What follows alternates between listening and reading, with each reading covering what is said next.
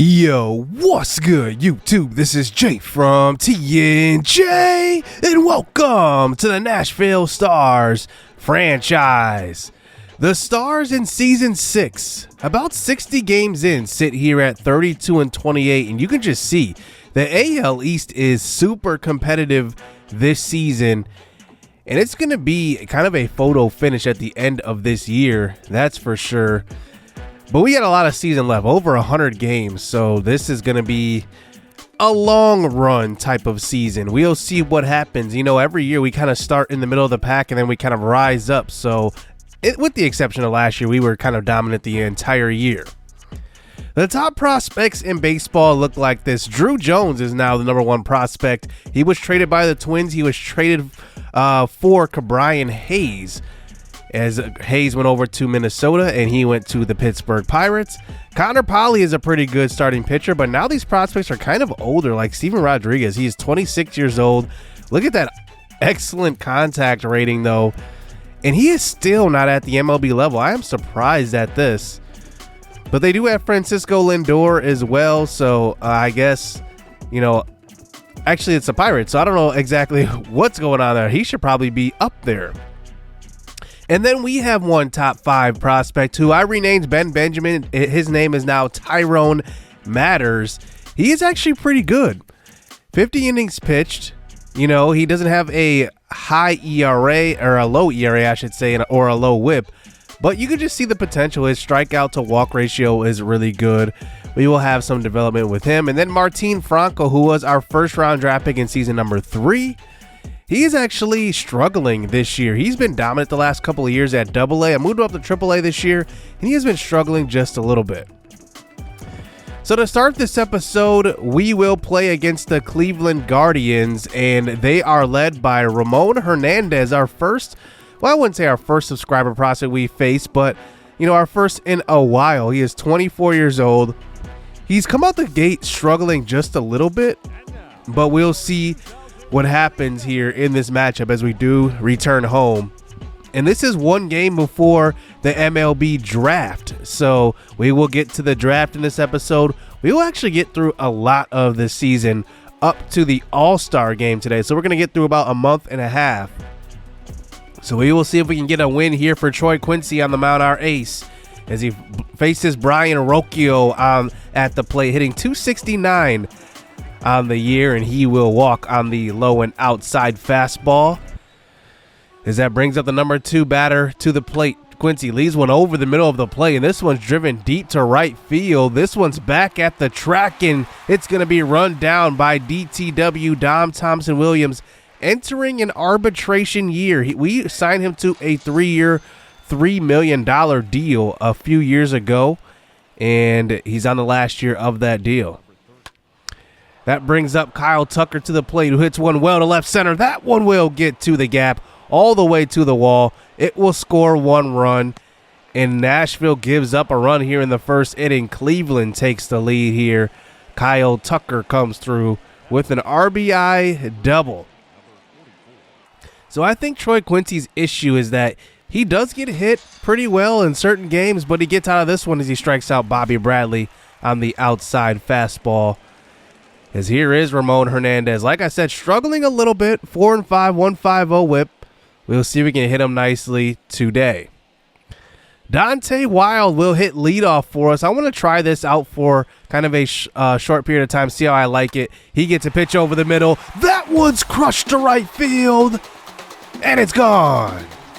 Dante Wild will hit one into the stands to lead off this game. His 9th home run of the year through 60 games. It's actually not too bad. He could be a 20 home run hitter. That would be amazing for us. And it's a 1-1 game.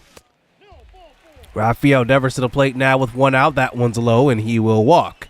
As that brings up KFC, Kendrick Franklin Cole to the plate, looking for an all-star bid, and that one hung over the middle, and KFC does not miss.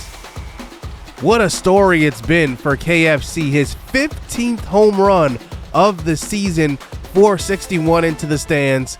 That's not coming back anytime soon. That one was absolutely crushed. Good timing on the swing. 3-1 game. One out here still in the first inning. Here is Willie Adames, and he hits one hard up the middle.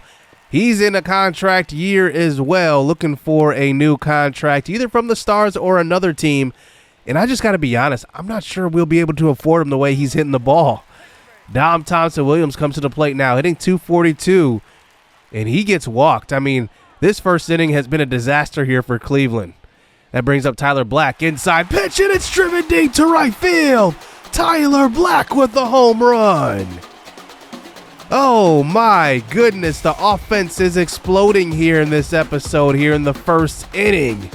That was a 100-mile-an-hour fastball, and Tyler Black just absolutely drives it, and it's gone. How about this start to the game here for the Stars? One of the best starts I've seen from this team. That brings up Kurt Zambrano, the 32nd pitch of the inning. Six runs given up in this inning, as this one's a great play by Lindor, and that is going to be an out at first base. But how about that? A 6-run first inning. On to the top of the second inning. This one's driven deep again. Dante Wild literally does the exact same thing he did in the first inning. A no-doubt home run down the right field line. Back-to-back home runs by him. That's his 10th homer of the year. The manager has seen enough. I don't know how he didn't see enough in the first inning, but that's going to be the end of Ramon Hernandez's day. 7 innings given up. He didn't even make it through 1 1/3 inning. They're bringing Julio Casilla out of the bullpen, and he's actually been appearing in a lot of games this year, over half of them, as that brings up Kerry Doss to the plate, who hits one well to left field. This one back at the track, and it's going to knock off of the wall. It will be a double here for Doss. The hitting just continues in this game. It's just been that type of game here for the Stars, bringing up Devers, who gets a pitch up in the zone, but he was very early on that timing. And now here we go, bringing up KFC again, who already went deep. Can he go deep again? This is a chopper third base. This one will be fielded but thrown onto second. I tried to get him distracted, but instead it's an out at second. That brings up Willie Adames to the plate now. This one will be driven deep to right field. Willie Adames will go to opposite field and make it over the wall. Another home run. Counted as 5 home runs through the first 2 innings. Just incredible here. Wow. That is just crazy. That ball was driven deep. That's gone. And now it is a 9-1 ball game. I cannot believe it. This team has not hit the ball like this in a very long time. And it feels good. It feels good to hit the ball like this, especially going into the draft. We end up winning this game 10-2. There we go. Good win. The Stars continue to hit the ball well every season. We always have games like this where we just absolutely tear the cover off the ball. Maybe not as many home runs, but we just get a lot of hits and a great victory going into draft day. So here we are at draft day for the 6th time in this series, and looking at our first round draft picks from every single season, Steven Brennan was our first overall pick in the entire series. He just hasn't been coming around lately. I don't know what it is, but he could be on the trade block. Hank Hirsch was our second pick, I guess, in our second year, our first round pick in our second year, and we traded him in the James Kaprelian trade. That trade obviously did not work out for us, and Hank Hirsch is amazing at this point. I mean, amazing, and he is tearing the cover off the ball as well. So I guess we lost that trade. In season 3, we drafted Martin Franco, who you saw as a top 5 prospect in baseball, or at least a top 10 prospect. He is doing okay. He's still developing. I think the future is still bright for him. The one guy I'm looking forward to is Darren Floyd. I think he's going to be a very good player. His hitting zones are amazing. He just continues to develop. He's going to be a bright prospect of ours and still only 21 years old. And then there's Russell Carrera, who we drafted last season. He has actually pretty good attributes for a catcher, and I think that this guy is going to be good.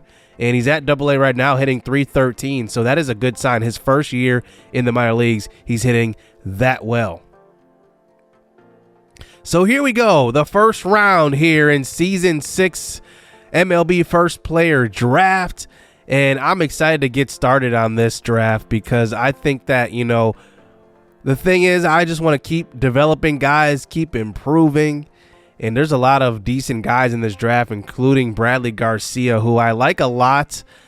But he is MLB ETA ready in 2030 plus. And right now, we're looking to get guys that are closer to their MLB debut. Clinton Hawk is an interesting guy here. And ultimately, I decide to go back to him. He is another closing pitcher in the first round. We like to do this a lot, but I think that Hawk is just a guy that I really, really like. And we will take him with our first round pick.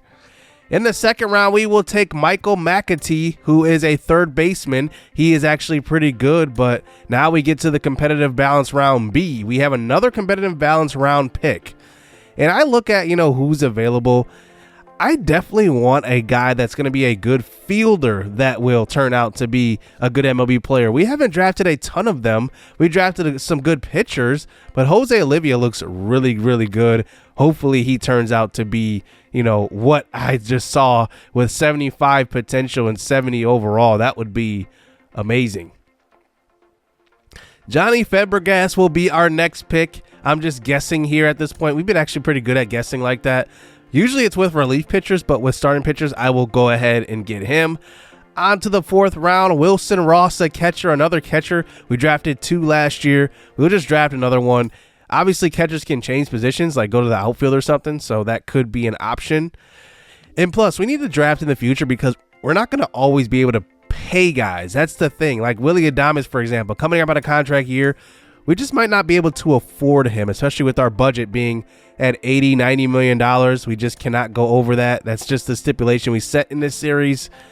And then with our last pick, Geraldo Santiago, just guessing again, we will draft him. Well, we reveal the picks here, and Clinton Hawk is just a C potential. I did not see this coming. He was 80 potential. We had him scouted to the green. Our scouts did terribly this draft. If this is what came out of our first pick, I'm afraid to look at our next picks because I thought he was really good. 78 potential. That is very, very bad. Michael McAtee, C potential also. I expected him to be a little lower. Not a whole lot lower, though. 63 overall. He's got a good pop on his bat, but he's at 75 potential. Jose Oliva, 18 years old, D potential. I mean, this was maybe our worst draft here so far through the first 3 picks. I like Clinton Hawk because he's got the skills. The hits per 9 is high, but the potential on these guys is just bad. Johnny Fabregas, he actually has good hits per 9 and walks per 9. He's probably going to be a pretty good pitcher, but a C potential ceiling, and his walks per 9 is at 33. Wilson Ross, very, very low here. C potential, 56 overall. We are stinking it up so far in this draft. Jared Burrows, D potential, 49 overall. And Geraldo Santiago, 65 overall, D potential. We just did not have a good draft. This is probably our worst draft here in this series so far. Clinton Hawk is probably going to be a good MLB pitcher, but he definitely disappoints me without having a B potential. That definitely sucks. Well, we've drafted well in the last couple of years, so that's a good thing. We'll just have to continue to develop guys as we hop back into the MLB action. And I want to check out Rafael Devers. What's wrong with Rafael Devers? He has been struggling so far this year. We are 34-29. He's hitting .232. So despite his terrible hitting, we are actually winning games still, but we need him to hit better if we want to win more. But here he is versus the Royals, and he's getting going here, at least getting that bat hot. Heading into maybe the All-Star break as he hits one to the left center gap for a 2-run double. Now, Devers has finished in the top 3 in MVP voting the last 3 seasons. He has 4 straight Silver Sluggers. I mean, the guy is absolutely incredible. And the way he's going, like, this is a Hall of Fame career right here. but he's got to win at least one MVP. I don't think he's going to win that this year now because his average is so low. He's got to get like red hot for him to win one this year. I would say if maybe he was hitting like he has been last couple of years, this could be one of his best chances to win it. But obviously he's signed under contract for the Nashville Stars for the next 10 years. I believe there's 7 years left on that deal now. But still, I love seeing what Devers can do. I love seeing, the development and honestly the leadership that he brings to the table. He is amazing. And now here we are facing the Toronto Blue Jays, who are in first place in the AL East. And he hits one well to right field. And that bat is starting to wake up. Rafael Devers with a laser to right field off of Walker Buehler. And remember, the Blue Jays, they let go of Vladimir Guerrero Jr., replaced him kind of with Walker Buehler, obviously a different position, but they decided to pay Buehler and not Vladimir Guerrero Jr., and we'll see if that kind of strategy works out for them. I'm not sure it will, but we end up losing this game 3-2 to the Blue Jays on the road. And now we face Alek Manoah on the mound as Devers continues to hit the ball pretty well. The average is up to 253 now. It was at 232, now 253. So it's gone up about 20 points. But here he hits a fly ball to left field. That one is going to be an out. Dante Wild comes up in the 5th inning facing Chad Dallas, and Dante Wild has been hitting the ball well. There are some games where I do put Wild either at the 3 spot or the 2 spot because of how Devers has been hitting the ball, and honestly, like, he's been coming through in the clutch. KFC to the plate also, and he has been clutch this year. Continuing another all-star campaign, he gets an RBI double here. It is now 3-2. As that will bring up Rafael Devers in the 9th inning. He's hitting leadoff today. 1 for 3 in this game. He hits one well up the middle, and that one gets through. That should tie this ball game up in a 3-4 ball game. It will. Tyler Black comes across the plate. Devers still is clutch for us. I just need to get that bat going. Back to MVP form as he comes through here with a hard hit ball up the middle. And now, top of the 9th, Kerry Doss with a chance to give us the lead here late in this game. And he will get a pitch to hit here. Peter Fairbanks gives one up deep to left field. That's gone. Kerry Doss comes through with a 3-run shot. That's what you love to see right there. Kerry Doss, remember, came into the series, this entire series, as the number 2 prospect in our organization behind John Dumont. He has been the only guy in that top 5 that has really stuck from the beginning of this series. On to the bottom of the 9th inning. We do get the victory here versus the Blue Jays. 7-4 off of a big 9th inning from the Nashville Stars. Devers came through with the hit up the middle. Then Kerry Doss comes in with a 3-run home run. And we get the victory in that game. Moving on here to the Washington Nationals matchup as they have a prospect of theirs, Drew Romo, making his debut at the MLB level. We sit here at 42-32, so we have been winning a little bit more, getting over 500. At the start of this episode, we were only 3 games over 500. And here is Devers now up to the plate. He hits one well to left field. That one will be away from the shift. And look at Devers with 47 speed trying to get a triple, and he will be called safe. Devers, not known as a runner, but will get it done right there. He goes the opposite field. And that one will bring us to the bottom of the 10th inning in this one. Tyler Black at the plate now. Outside fastball. Ball 4. So now the bases are loaded. They go to John Curtis out of the bullpen. And Brian Lacker comes to the plate. 2 for 3 in this game. He's actually hitting decently this season. He hits one low. And that one does get up the middle. And that one will score the game winner. Brian Lacker coming through with a clutch walk-off hit, and that one will win it here 5-4.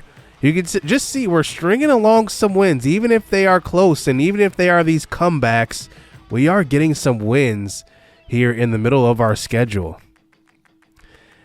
The next guy I kind of want to look at is Dom Thompson-Williams. Like I said, he is entering that last year of that 3-year, $3 million contract we gave him. And we paid him kind of at the right time because we paid him pretty low, obviously $1 million. We paid him after he hit 270 when we first acquired him. He's been with us for 4 years now. It doesn't seem like that long, but he has been with us that long. And he just hasn't been the same in the regular season. He had that one great year. He followed up with another great year, but then since then, he just hasn't been hitting the ball how you would hope your right fielder would hit the ball. But here he faces the Chicago White Sox and Taijuan Walker on the mound, and he hits one well to right field. I think that one thing about Dom Thompson-Williams, he is very good at hitting when we're controlling him. Here's a throw to third, and that one will be a leadoff triple here in the top of the second inning, as that brings up Tyler Black to the plate. This is a pass ball, but Dom Thompson-Williams tries to score. He will get thrown out at the plate. That was just an interesting game I wanted to show you guys. We actually go on to win this one 4-0, and that was Bradley McDougall's 7th win on the season. He has been pitching lights out. Like, he is one of the best pitchers in baseball right now. So Dom Thompson-Williams to the plate now, and he will once again face his former team in the Seattle Mariners. We acquired him 4 years ago, and it seemed like we didn't trade too much to get him either. Matt Brash on the mound here versus for Seattle, and here Dom Thompson-Williams gets the better of the matchup. This one will be hit well, but look at this play. We round third a little too hard. The cutoff man cuts it off and throws it to third and just throws it into the stands. That scores 3 runs. That's an hilarious play here in MLB The Show. I don't think I've ever seen that. So DTW comes to the plate now. Another bases loaded situation, but this one is going to be fielded by the first baseman. Thrown home, and they try to turn 2, but cannot. The throw is offline, going back to first. But we win this one nonetheless, 4-2. That play right there was pretty hilarious. When I saw that, and he just like airmailed it from the pitcher's mound, that was just hilarious. Dom Thompson-Williams comes through 1 for 3. They only gave him 2 RBIs. I never really thought about it. Should that have been 3 RBIs on that? I mean, all 3 runners scored on that.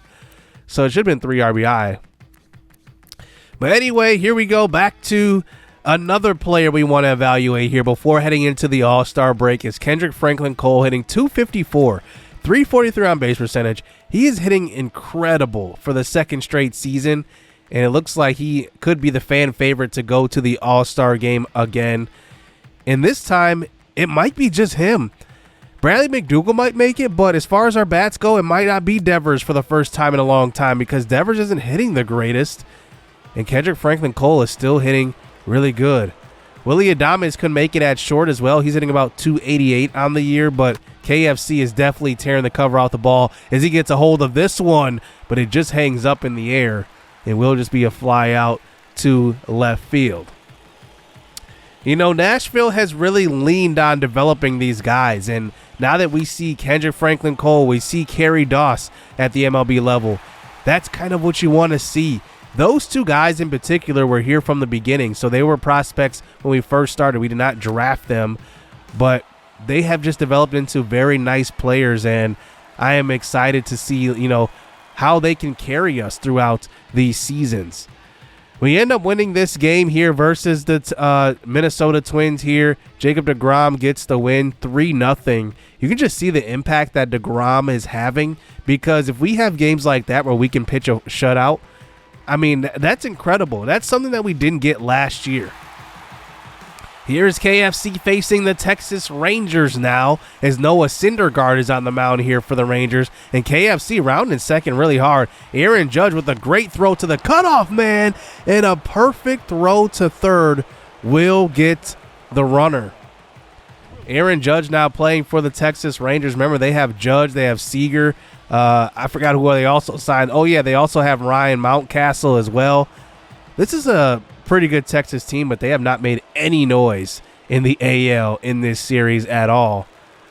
But they go on to win this game 2-1 as Noah Syndergaard gets the win. Bradley McDougall gets his fourth loss of the season, but he's still pitching pretty well.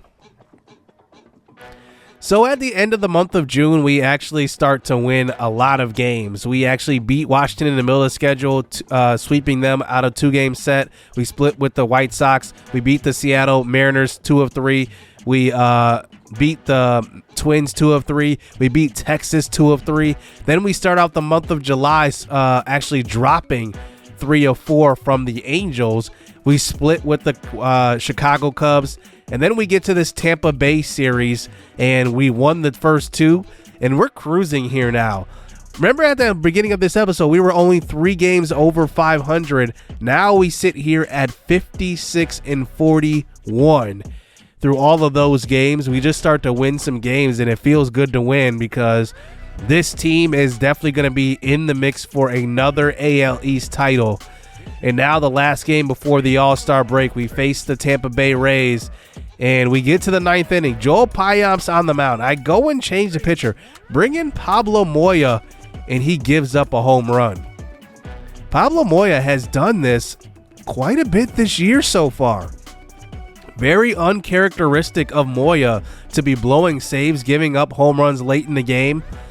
But it's happened on probably like 3 or 4 occasions so far. Now, remember, going into the All-Star break last year, he was leading the league in saves. He only had 1 blown save.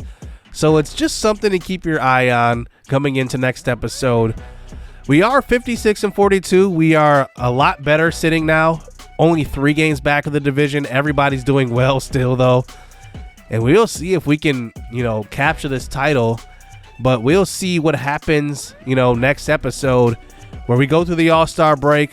We see what team starts to separate. We'll have to see in the AL East. So hit subscribe, hit that like button. Stay tuned. Let's get it. Let's go. It's too easy. I've been there, done it, seen it. Boy, all that like Keenan. Still got crack, they fiending. Flow still hot like Phoenix. Shine so bright, I'm gleaming. This off top, I'm tweaking. Fresh out the rat like Neiman. And I'm still trying to fight my demons. Cause we all gotta act like Tina. That's why I gotta ride with the Nina. Outside, it's a war going on.